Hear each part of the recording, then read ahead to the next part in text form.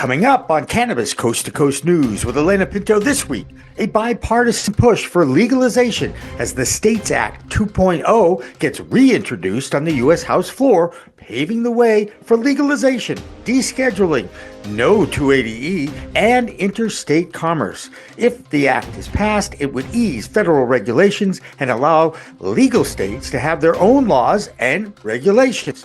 Plus, Americans are consuming more cannabis than ever during the first 100 days of the Trump administration rule as people's anxiety grows over the daily policy changes and shakeups at the federal level.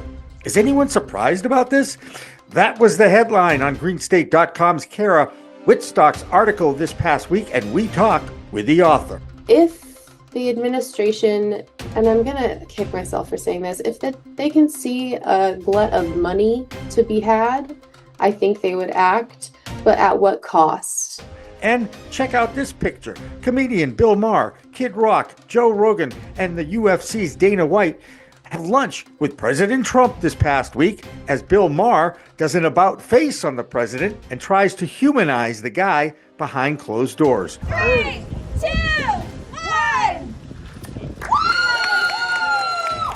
How about some expansion news in Massachusetts as Lazy River Products opens their second dispensary in Tewksbury? All that and more on Cannabis Coast to Coast News with Alaina Pinto next.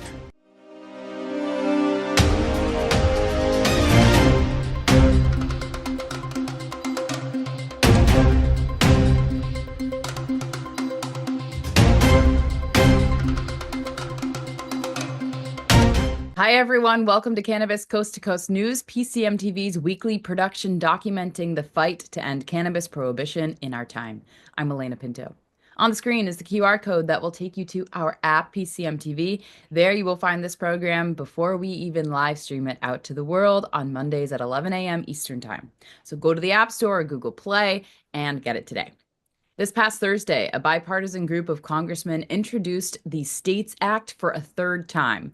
The strengthening of the 10th Amendment through the Entrusting States Act was introduced to the 116th Congress in 2019, then reintroduced in the 118th Congress in December of 2023. Now, in the 119th Congress, Republican Congressman Joyce joined with his fellow GOP rep Max Miller and Democrat Dina Titus to put forth a bill that would legalize cannabis and set up a regulatory body that would report to the Alcohol, Tobacco, Tax, and Trade Bureau that would work in conjunction with the FDA to come up with guidelines that completely descheduled cannabis away from the CSA. Since this title of the bill is the States Act, part of this legalization allows each state to set up their own regulations, like 24 of the existing adult use legal states right now. Furthermore, it will classify cannabis products into specific categories such as drug, food, dietary supplements, cosmetics, and set standards for contaminants testing, manufacturing, and marketing practices.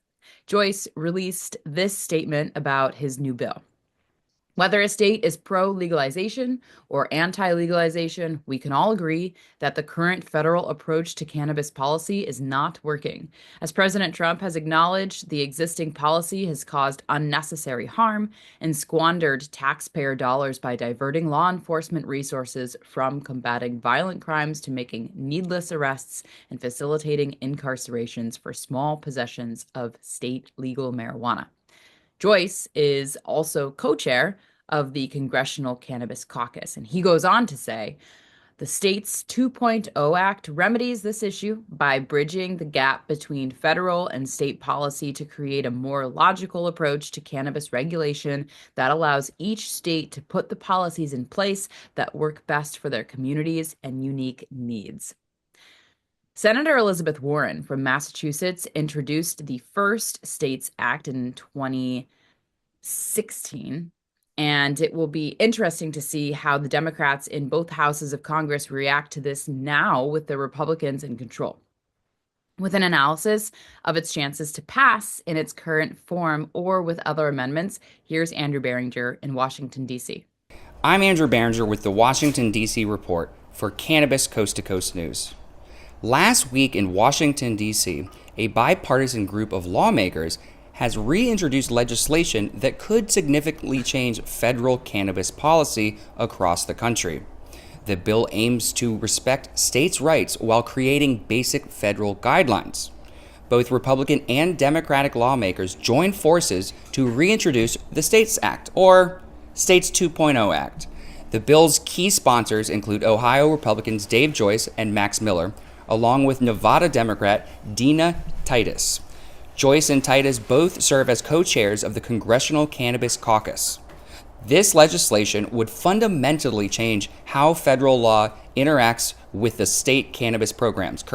Currently, cannabis remains federally illegal, even in states that have legalized it. This bill would amend the Controlled Substance Act to protect individuals and businesses operating legal under state or tribal laws from federal prosecution. Additionally, the bill would legalize interstate cannabis commerce, normalize tax policy for cannabis businesses, and establish a regulatory framework overseen by the Alcohol and Tobacco Tax and Trade Bureau. The legislation comes at a time when public support for cannabis reform continues to grow. A recent GOP poll shows that even a majority of Republicans now favor cannabis reform, particularly policies that allow states to set their own cannabis laws without federal interference. Despite President Trump's previous expressions of support for a states' rights approach to cannabis, the White House officials recently indicated no immediate action is planned on cannabis reform or rescheduling. Former DEA and HHS officials suggest that without the president's active advocacy, comprehensive cannabis reform would face prolonged delays. If passed, the Attorney General would have 180 days to update federal drug regulations, while the Government Accountability Office would conduct research on how legalization affects traffic safety. Well, that's the Washington, D.C. report. I'm Andrew Behringer reporting. So, is anyone a little anxious about what is going on in Washington, D.C. under President Trump? Stock market reacts to every word that comes out of his mouth. And if you are a foreign national or citizen, you are probably worried about the new immigration policy and if you will be targeted. So as you might expect, Americans who are anxious tend to consume more cannabis to combat that anxiety. Cara Wietstock is a writer with greenstate.com, and her headline sums up her story this week. It caught the eye of our executive producer, Jimmy Young, and he talked with Cara about the results of the Harris poll funded by the Royal Queen Seeds Company. Here they are. Thanks, Alaina. We have a very special person joining us here on Cannabis Coast to Coast News this week. It's Cara Wietstock, a writer for greenstate.com. And this week, she wrote an article for greenstate.com that the headline caught my eye, okay? Because the headline was the unexpected impact Trump is having on weed. Cara joins us now. And Cara, explain to me how you came upon this survey that you talked about. The survey was sent to me by Royal Queen Seeds, so it was a classic combination of brands and journalists, but it wasn't actually focused on this tidbit that we shared. It was focused on consumer trust in products. They want to grow their own weed because they don't really trust that which is on sale right now at stores for being clean from pesticides and whatnot. And then at the very end, they shared that they asked one question if they are consuming more cannabis now that Trump is in office. And that is what most of us journalists grabbed onto because it's a very livable moment. And the answer was yes. Unfortunately, I asked and there were no backup questions because this was just a one-off added on to the main probe, which was growing cannabis trust and consumer trust. And I want to know more. So I'm hoping that they take our interest to heart and they ask some more questions about that on their next run. But essentially, there are more people are turning to cannabis in these last few months. Anxiety is very high and has been since the election run started. And that's what the article details. Absolutely. And I would be remiss if I did not explain that you have one of your pets on your lap. And we He see, literally left okay, as I but as soon as it talked. was started recording, right? But that was a cattail, just so you know, it's not an appendage that Cara is growing. No, I'm all human being. And look, everybody, whether you are in the cannabis side of things or not, is anxious because you just don't know what this guy's going to do. And he's unpredictable and he's Mhm. whatever else you want to put in there as well. However, his ego drives him. And I still have faith that when he sees an opportunity to become a hero and feed his ego that, hey, I'm the guy who brought regulatory stability to this industry. Mhm. This will, I think, will drive him into getting this thing done or telling his disciples to get it done. And it also coincides with the fact that the States Act is back in Congress again, that this bill Yeah. that would allow legalization to happen is now, being talked about in Washington, D.C. So, I'm a hopeful guy, generally positive, right? So I'm Mhm. always looking for something that is going to give the industry some kind of hope, something to look forward to. Yeah. I can certainly get your opinion on that, can't I? What I just said. Yeah, I'm feeling the weight of it and I'm digesting, but I wish I had faith and trust Hmm. in acting in the better interest of cannabis. I started working in this industry in 2011, and I was bright-eyed with, oh, legalization will help everything. And um, as I've watched states favor taxation over patients, taxation over home grows, it does not seem to be that people are the concern. So if the administration, and I'm gonna kick myself for saying this, if they can see a glut of money to be had, I think they would act, but at what cost? Cara, thank you so much for taking a little time out of your Good Friday to join us. And we look forward to more from greenstate.com. Thank you for having me. There were some more fireworks out of Washington, D.C. this past week, and they weren't from President Trump. This time, they were by Health and Human Services Director Robert F. Kennedy Jr., who has angered the autism community in this country with his harmful remarks. It was at the same news conference where Kennedy announced that he would find a cause for autism in the next 5 months, and he believes it is totally environmental. Then he made these completely hurtful and insensitive remarks when talking about the challenges facing parents of kids on the autism spectrum. He said, "These are kids who will never pay taxes. They'll never hold a job. They'll never play baseball. They'll never write a poem. They'll never go on a date. Many of them will never use a toilet unassisted. And we need to recognize that we are doing this to our children." End quote. Our Michigan correspondent is Amy Carter of the Michigan Wheatsters and the mother of an 18-year-old autistic child. Jaden is his name. Amy is still fighting for the rights of autistic students to use cannabinoid-based medicine delivered by registered nurses at school. She has driven to Jaden's school for years to take him out of school, go 1,000 feet away from school to administer his medicine so he can return without any danger of outbursts and uncontrolled behavior. Needless to say, Amy's experience with Jaden counters everything RFK Jr. said. My son Jaden has conquered milestones I never imagined possible. I contribute the majority of his success to cannabis. It has helped to improve his IQ and reduce his challenges. He plays baseball and football, works, and pays taxes. If you're a parent of a child with autism, your life isn't ruined. It can be tough, but I feel blessed. What I've always told Jaden is that he has superpowers, like heightened hearing and incredible memory. It's crucial to recognize that they grow into autistic adults who have unique needs. Critically, the struggles many face stem from the lack of support, not autism itself. Autism requires tailored assistance, and when support is limited, families suffer. It's important not to generalize experiences. Not every autistic child regresses or will struggle with employment. Many adults, including my son, hold jobs and contribute to society. We need to focus on the realities and needs of the autistic community instead of framing them as burdens. There's no cure in sight, but access to support is vital for these children and adults. Now let's work together to advocate for the help they really need. That's Amy Carter from the Michigan Weedsters, who, while is one of the driving forces for advocacy in that state, she is most proud of the fact that she is known as Jaden's mom. On Easter Sunday, Massachusetts Senator Elizabeth Warren has called for RFK Jr. to resign from his position as the Director of Health and Human Services after his hurtful remarks.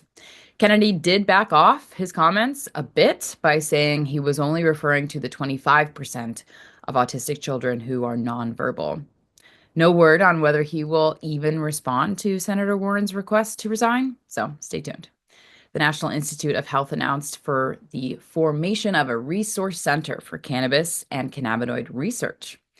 Once again, it will be located at the University of Mississippi, where the nation's only legal growing center lived for many years, even during Prohibition. And now, in conjunction with Washington State University and the U.S. Pharmacopoeia, the Resource Center will continue its research work on the many cannabinoids still being discovered in the plant.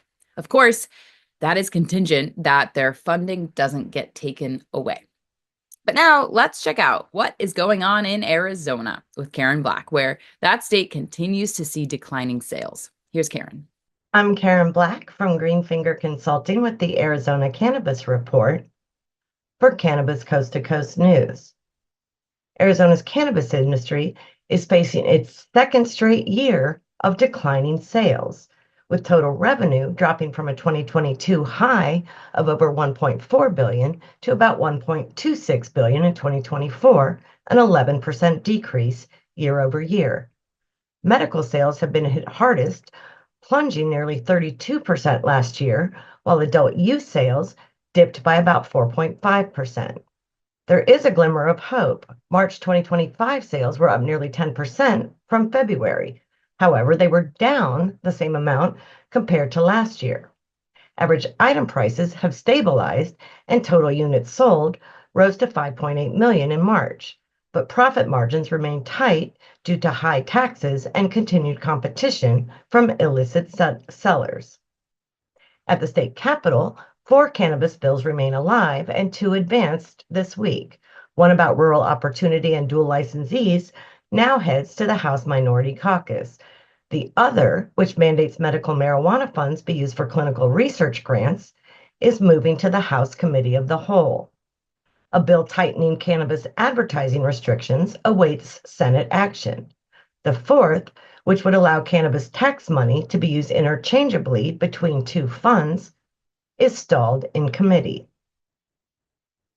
On a more positive note, Arizona has shortened the required period police recruits must abstain from consuming cannabis before being hired from 2 years to 6 months, further easing past restrictions. Previous lifetime and age-based use limits have also been removed, perhaps reflecting changing attitudes toward cannabis in the state. Different from the typical 420 sales promotions, Giving Tree Dispensary in North Phoenix marked the holiday with 420 acts of kindness, encouraging staff and customers to complete 420 good deeds before April 20th, shifting the holiday's focus from sales to community and compassion. And lastly, Earth Extract and Earth's Healing dominated the Tucson Weekly Cannabis Bowl, winning 4 and 3 awards respectively. That's all for this week's Arizona Report. I'm Karen Black from Greenfinger Consulting reporting for Cannabis Coast to Coast News. As we start to do more and more research on the medicinal values of cannabis, it's just a matter of time before a cure or a new treatment for cancer is discovered to combat that horrible disease. Now, Kimmie Cannabis has a story about a research study that might be the first big step coming out of her state of Oklahoma. I am Kimmie Cannabis from Can I Talk About It with the Oklahoma update for Cannabis Coast to Coast News. In the world of cannabis and cancer care, a major milestone is making global headlines. Oklahoma's very own Jamie Bennett, formerly known as RSO Mama, and Jim Garancer of Texas, alongside their incredible team at the Cancer Playbook, powered by Whole Health Oncology Institute, have launched a groundbreaking meta-analysis on medical cannabis outcomes and associations with cancer. And the media response? massive. In just a few days, the press release has reached an estimated 495 million people as of April 18th. That's right, 495 million. It's been featured on major platforms like Associated Press, Yahoo Finance, Investor Place, and even The Guardian and Politico. Syndicated in over 100 outlets worldwide, from Latin America to France, Italy, and Brazil, and across cannabis, medical, and financial platforms alike. This research lays foundation for the next evolution, the Playbook Agent, an interactive tool that helps cancer patients get answers about cannabis, symptom relief, and real-world outcomes, all backed by science. The meta-analysis has already outperformed 73% of all articles in Frontiers in Oncology, and it's only been out for a few days. As Jamie and Jim put it best, we're proud of how far we've come and even more excited about what's ahead. This isn't just news, it's a shift in the conversation about cannabis, compassion, and cancer care. Please stay tuned for our upcoming one-on-one interview right here on Cannabis Coast to Coast News. That's it for Oklahoma Update. Peace, love, and all that good stuff. That'll do it for the A block, or first section of this week's Cannabis Coast to Coast News. In the B block, we go international with our European report. And we'll start our state reports in Illinois with the clone guy, Mark Allen, after those international reports. Coming up next on Cannabis Coast to Coast News. You are allowed to gift marijuana to people of legal age here in the state of Illinois. Ready to take your craft to the next level? Imagine faster extractions, purer products, and more profits. Sounds good, right? At Pure 5 Extraction, we've revolutionized cannabis extraction with our game-changing technology. No solvents, no heat, just the cleanest, most natural process on the market. Whether you're a boutique grower or a large-scale operation, Pure 5 has the tools to elevate your business worldwide. Visit pure5extraction.com today. Pure 5 Extraction, because your plants deserve the best.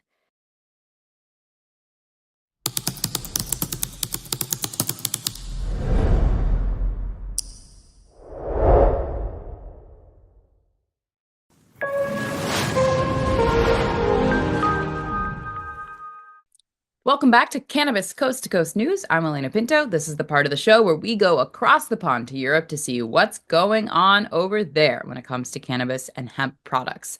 This week, Italy basically shut down the hemp industry in that country and turned it into a criminal endeavor. Ben Stevens from the Business of Cannabis in Europe has that story. I'm Ben Stevens with Business of Cannabis with this week's news from Europe for Cannabis Coast to Coast News. This week, the Italian hemp industry, already on its knees, has been dealt a second and probably fatal blow.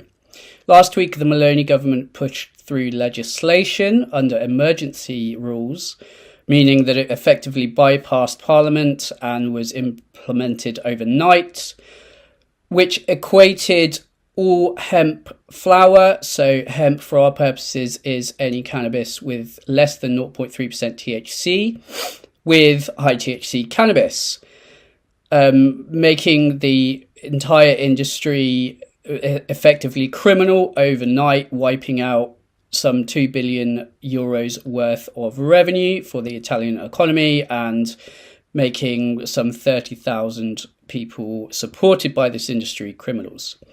So the one reprieve following last week's ruling was that CBD products, CBD oils made from the seeds and stalks of hemp were effectively exempt from this ruling because it only covers hemp flower.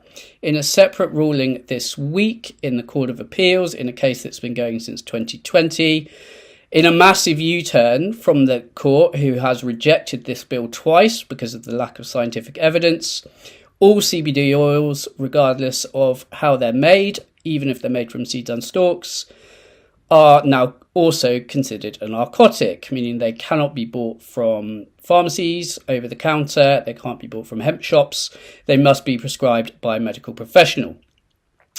Now, some court cases and challenges are already being brought by the industry, but for now it looks like the industry is effectively done.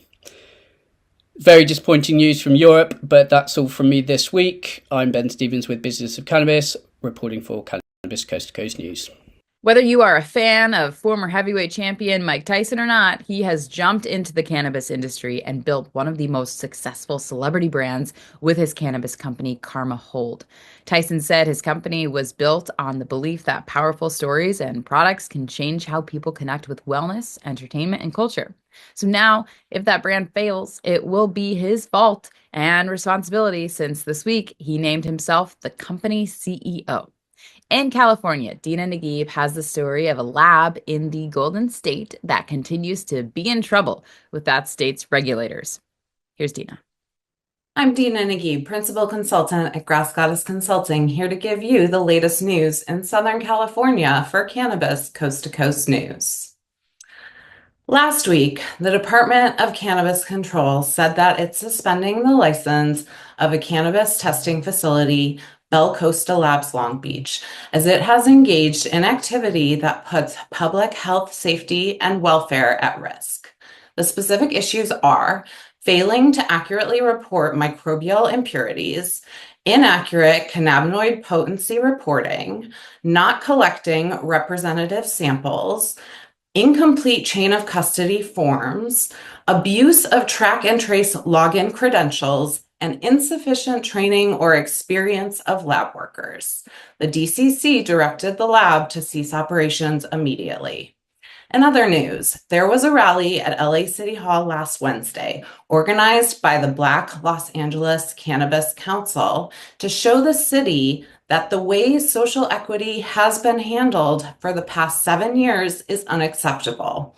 Rally goers are fed up with the Department of Cannabis regulation and presented a list of issues, specifically how the social equity funds have been mismanaged, how licenses have been delayed, policies that have favored non-minority businesses, resources promised were not delivered, allowing the illegal market to persist, and insane tax burdens. At the rally, Elliot Lewis from Catalyst spoke and announced that his operation would stop paying the city of LA any taxes effective immediately in protest, and asked others to join.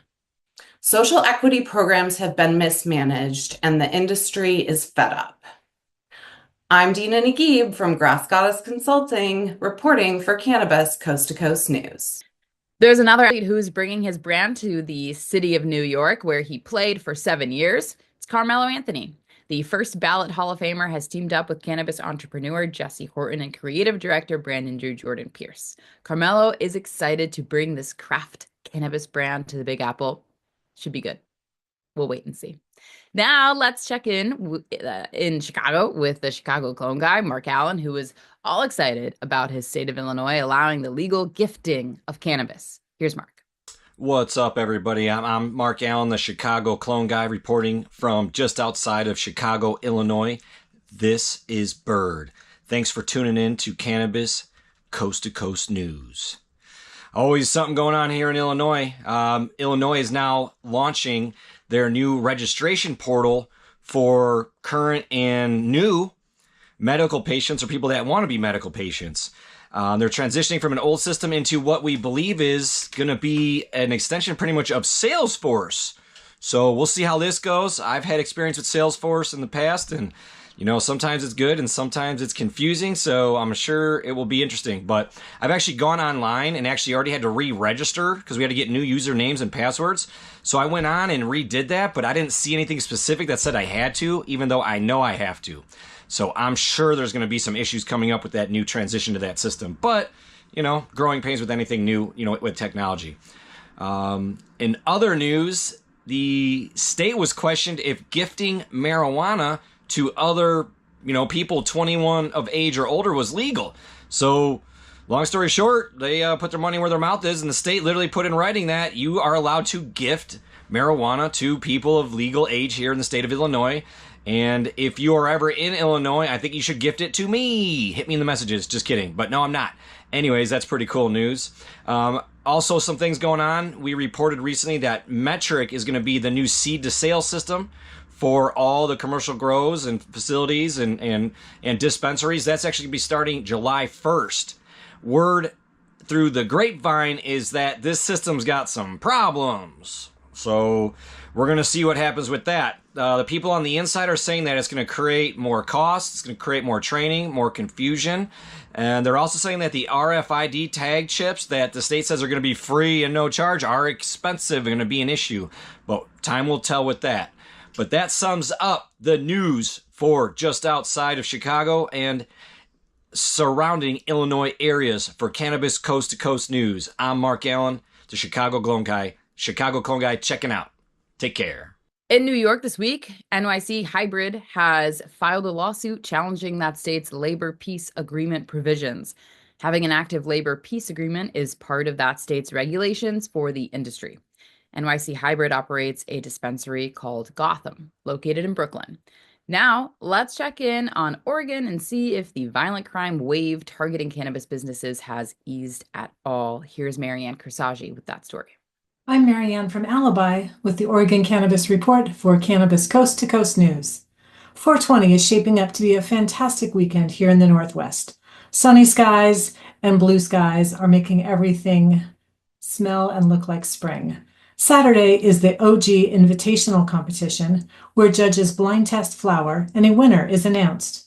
Winning in Oregon is a huge deal, as Oregon is known for its craft quality flower. Next, the OLCC continues to publicize its report on intoxicating hemp products.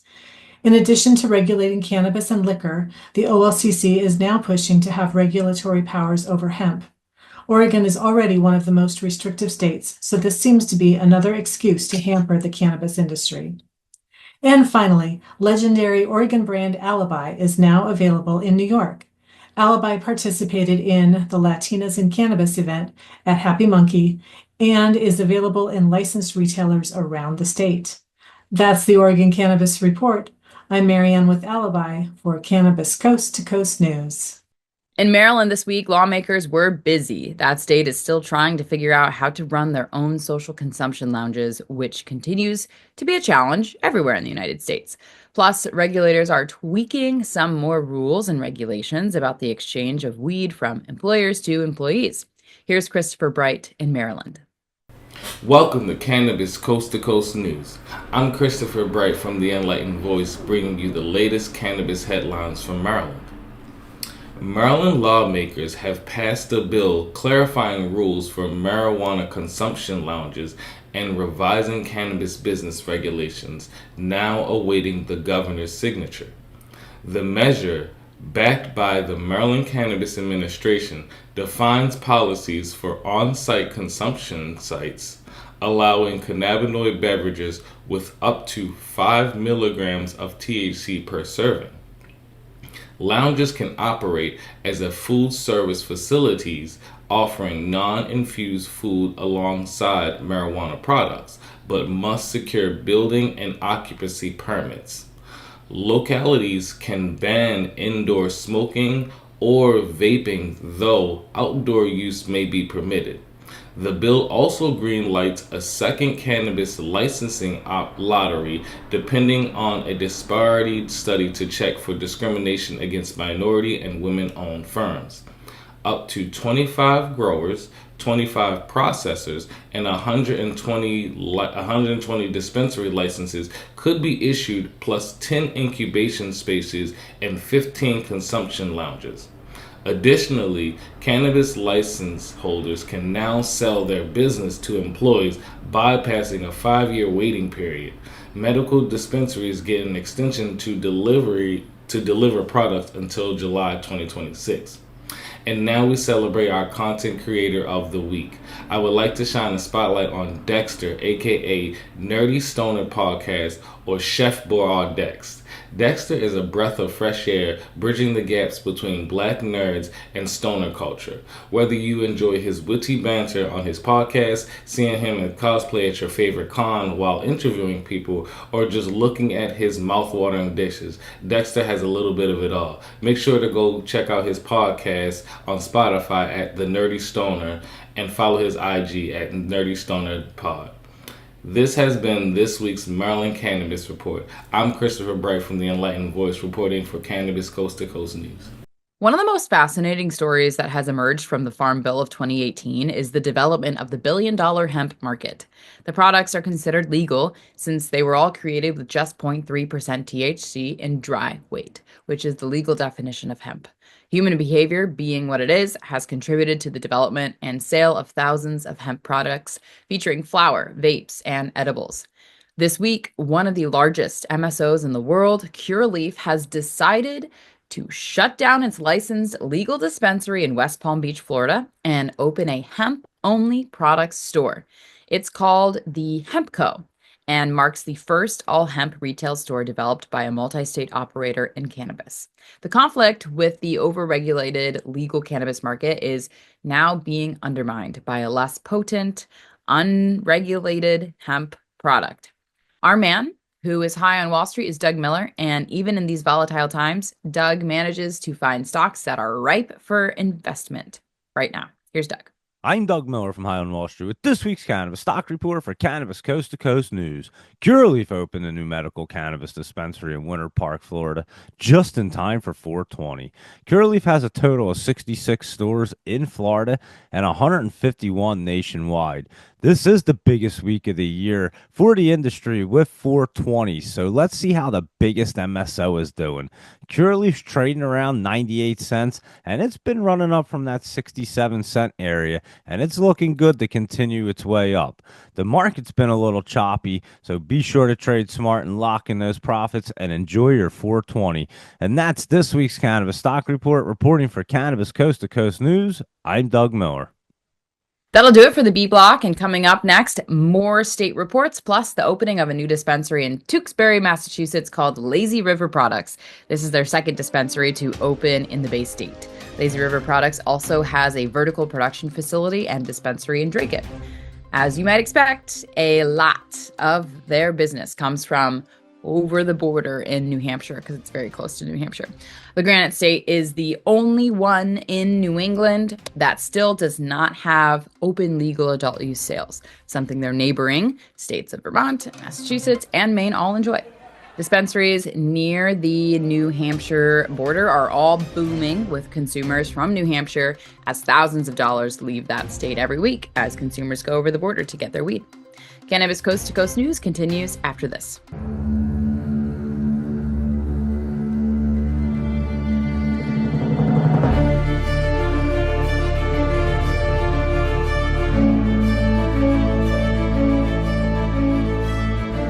What if we're right?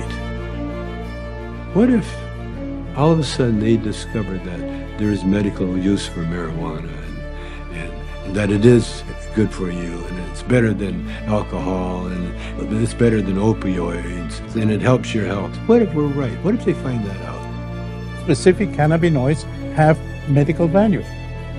These are facts. I'm here today in hopes to assist in removing the demonized stigma of cannabis and the perception that cannabis is just about getting high. The true base of this plant has to be known. I don't think anybody should ever go to jail for cannabis. Get some medicine, and everybody should have access to it. This is something which, at the very, very least, is the key to alleviating suffering and extending life for millions of human beings. Right? For returning some kind of balance to our society, and quite possibly of restoring our planet's natural balance as well.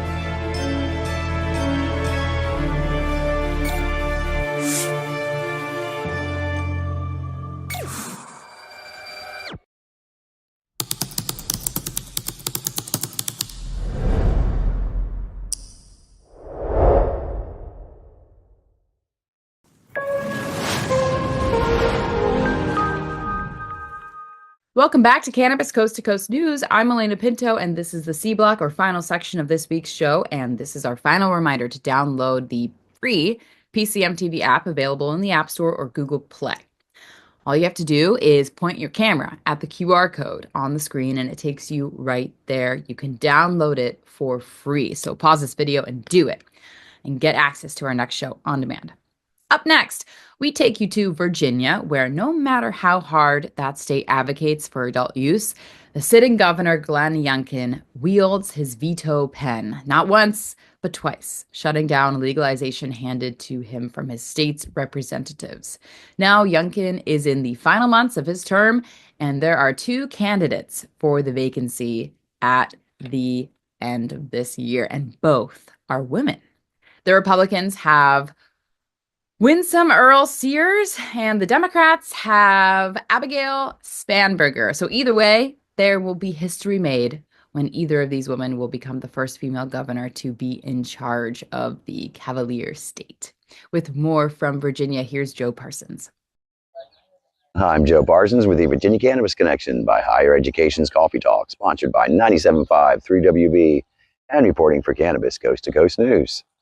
Pro-cannabis media, and especially myself, hope you had an amazing 420 weekend and a happy Easter as well. There is good news to report this holiday from the Commonwealth. The Virginia Democratic candidate for governor, Abigail Spanberger's campaign, released a poll that suggested that she would create a safe marketplace by legalizing adult retail use while cracking down on illegal vape shops. It's also suggested that she would reinvest a large portion to Virginia's schools and their programs. That is a promising sign of what her primary focus will be for her campaign. I myself wish her all the best and hope that this is just one of the many needed changes to the cannabis policy in Virginia. This week on Coffee Talk, we had pro-cannabis media's very own Mark Allen, the Chicago clone guy, to talk about growing, starting clones, and other awesome information and tips to help get that 2025 harvest started. So thanks to Mark and Bird for their help. Now, the key to having a safe and worry-free season is to know the core rules for growing in the Commonwealth. So here are the basics to get you started. Number 1, you can only have 4 plants total, regardless of what state they're in, seedling, vegetation, or flower. So it's best to start with 2 and then plant the other 2 like a month later in case of disease. Or you might get a male plant. That way you don't have to start completely over in case of a disaster. Number 2, all plants must have a label with your name, your address, and strain information. Don't get caught without this one, or you can lose your plants. Number 3, if you're growing outdoors, all plants must not be visible from the road and cannot have public access. Number 4, outdoor grows can only be on your property. If you rent, you cannot, even with a landlord's permission, grow on rental property. However, indoor grows can be on rental property as long as it's not government funded. Number 5, you're able to keep your entire harvest, but you can only have 1 ounce outside of your house, and stem weight does count. So never carry more than 1 ounce outside of your home. And lastly, a personal tip from me. You should always have the same tag information on your bag that you carry as what's on your plant. That way you can prove that what is on your person is from what you've grown. Otherwise, they might try to take your bag and test it and investigate its origin. Follow these tips and you'll have a great season and a plentiful harvest. Well, that's going to do it from this week's Higher Education's Coffee Talk, sponsored by 97.5 3WV and reporting for Cannabis Coast to Coast News. I'm Joe Parsons. Until next time, stay lifted. There's a lot of hope that the emergence of social consumption lounges will be a solid business model for the future of the cannabis industry in many states. Well, if Nevada is the test case, there's already trouble with sustainability. Tina Tasaka has the story of Smoke and Mirrors, Las Vegas's first social club to open, and now it is the first to close. Here's Tina in Nevada with that and a report from the tribal nations as well. I'm Tina Tasaka with 420 Technologies, and this is the Nevada and Tribal Nations Report for Cannabis Coast to Coast News. When one door closes, another opens, but we often look so long and so regretfully upon the closed door that we do not see one which has opened for us. Alexander Graham Bell. Thrive Cannabis Marketplace has shut down Smoke and Mirrors, Nevada's first state-licensed cannabis consumption lounge, just over a year after opening in February 2024. Thrive cited high compliance costs and restrictive regulations as key challenges, saying the current framework doesn't support a sustainable business model. This leaves Dazed at Planet 13 as the only state-regulated lounge in Las Vegas, and Sky High Lounge at New Woo, downtown Las Vegas, run by the Las Vegas Paiute tribe since 2019, operates independently on sovereign land. Thrive plans to repurpose the space for events until regulations improve. Meanwhile, 20 more lounges have conditional approval, but no opening dates. Sessions by the Bay, San Diego's first consumption lounge, is open, and it's tribally owned. Celebrating the opening all weekend for the 420 holiday, the first cannabis lounge is now open in National City.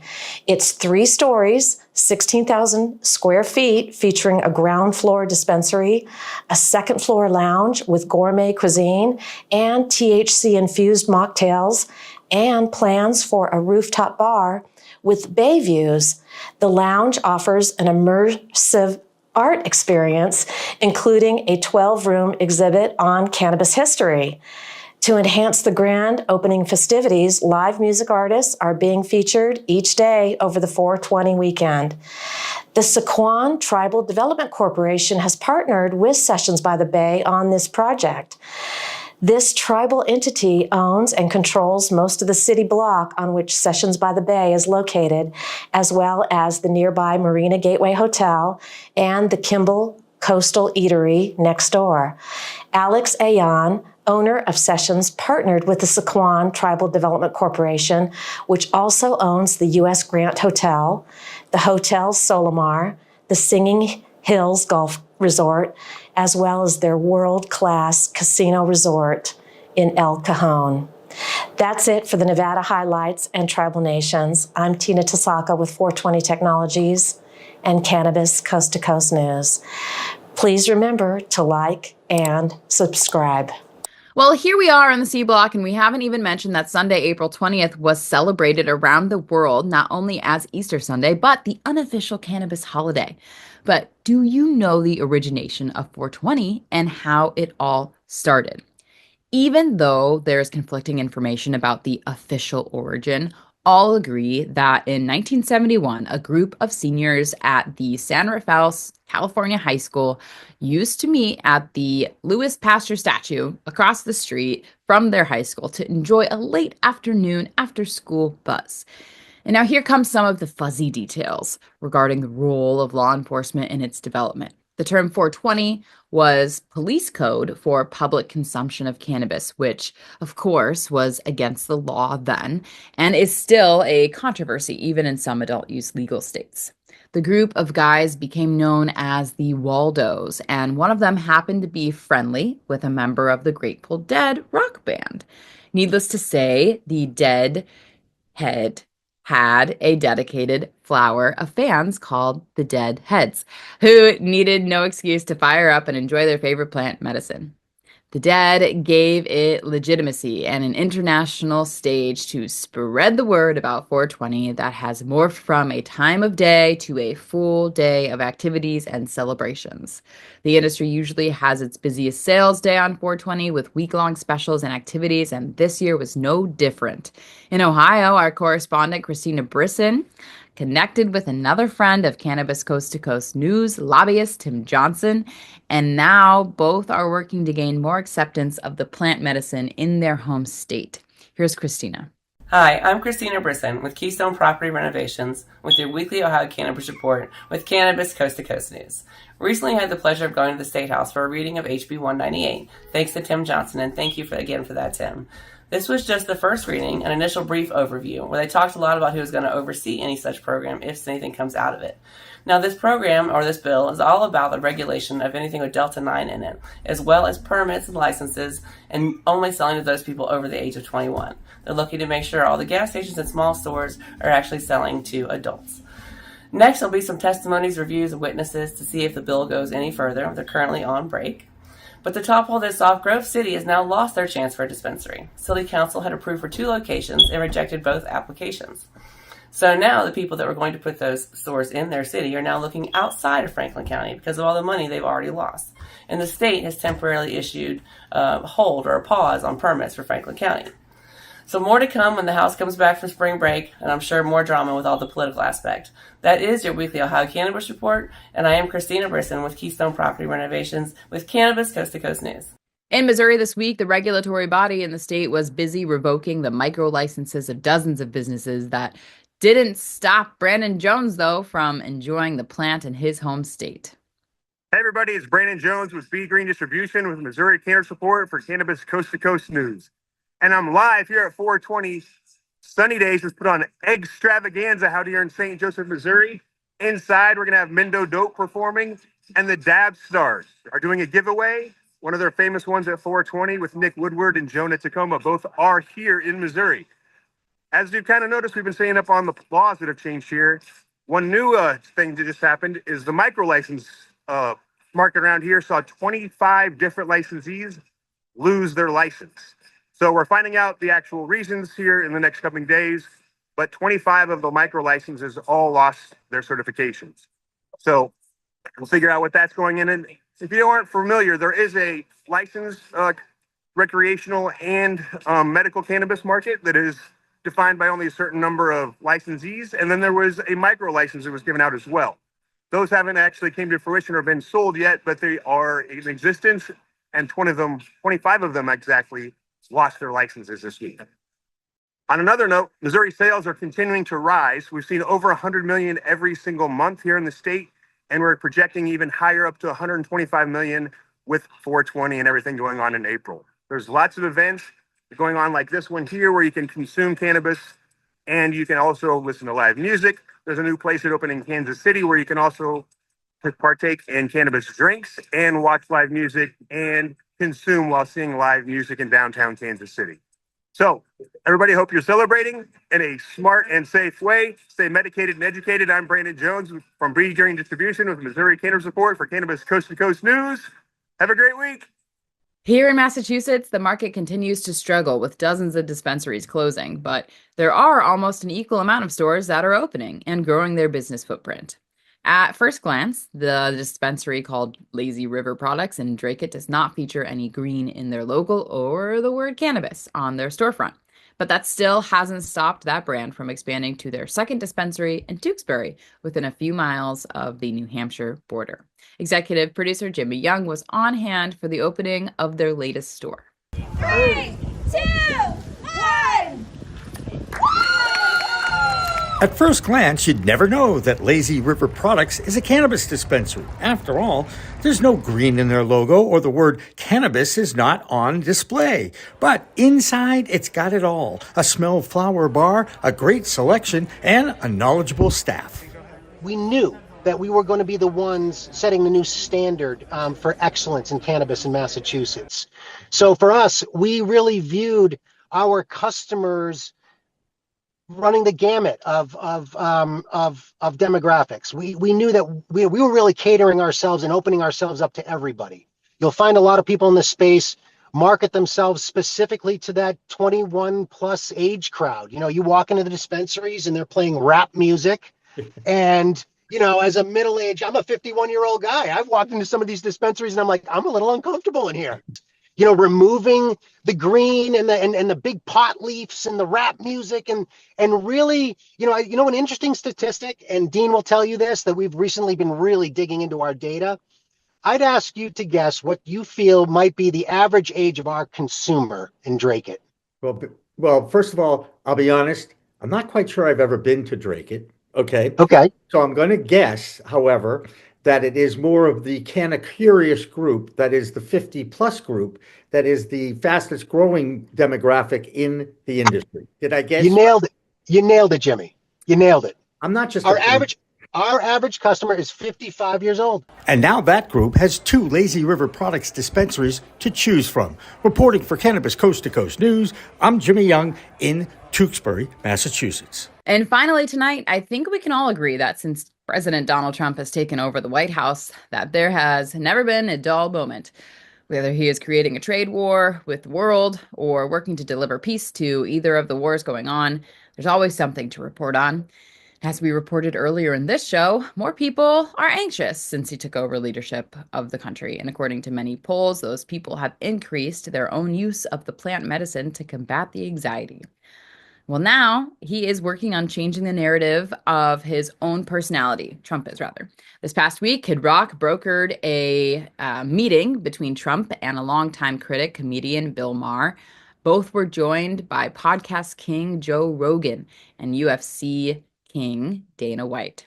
Maher used the moment to announce his change of heart about the president, and it happened on his show on HBO. There's no word on whether that hurt or helped his ratings, but there are plenty of people out there who are disappointed in his sudden about-face. Your call. That's this week's Cannabis Coast to Coast News. I'm Alaina Pinto. Remember, it's a whole new world of weed out there. Consume responsibly. Happy Easter. Happy 420. And we will see you next time. I think I messed up. Did you know there's a place that covers all the cannabis news you need? Welcome to Pro Cannabis Media, your go-to for all things cannabis. PCM is the CNBC of weed, bringing you the latest news and talk shows with a twist. We've got 16 state correspondents and multimedia journalists from around the US and Canada. Hey everybody, it's Brandon Jones with Be Green Distribution with the Missouri Cannabis Report. I'm Karen Black from Greenfinger Consulting with the Arizona Cannabis Report. I'm Amy Carter from Michigan Weedsters. Andrew Behringer here reporting from Washington, D.C. Debbie Fazy with the Canadian Toke of the Week. It all started back in 2018 when founder Jimmy Young kicked off the In the Weeds podcast. His mission? Documenting the fight to end cannabis prohibition. Fast forward to today and we've got Cannabis Coast to Coast with Alaina Pinto, delivering the nation's only TV-style cannabis news show. Hi, everyone. Welcome to another edition of Cannabis Coast to Coast, PCM TV's weekly roundup of industry news from California to New York. I'm Alaina Pinto. As of August 2024, PCM has racked up over 1.2 million views and 14.5 million impressions on our YouTube channel. With 15,000 subscribers and growing, our reach is spreading like wildfire. PCM's website, YouTube, Rumble, Discord, Roku, Twitch, Spotify, iHeartRadio, Apple Podcasts, and even our very own PCM TV app. Get your cannabis news fix with Pro Cannabis Media. We're here to keep you informed and entertained. Stay tuned and stay lifted.